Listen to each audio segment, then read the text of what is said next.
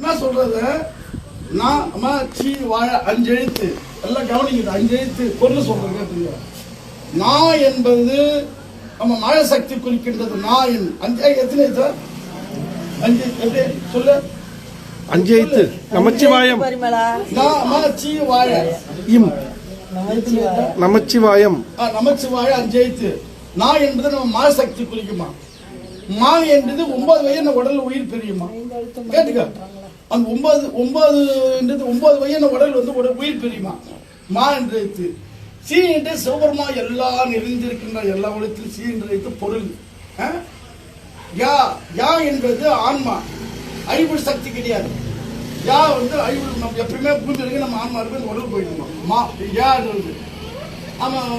ஆன்மா ஐவற்றது அல்ல. இந்த ஆன்மா எப்பயுமே இருக்குமா? அந்த வா என்றது பராசக்தி, எல்லா உடம்புலையும் இருக்குது சக்தி. எல்லாம் எழுந்தொன்னு சிவன், அந்த ரத்ன சக்தி என்று ரெண்டு சேர்ந்ததான் ஒரு குழந்தை பிறகுது. இதான் உலகுடைய தத்துவம்.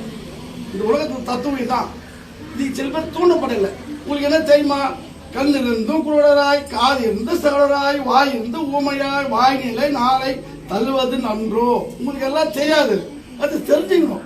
என்ன சொல்ற? 5 பொருள் சொன்னல, ஒன்னு சொல்லு சொல்றது 5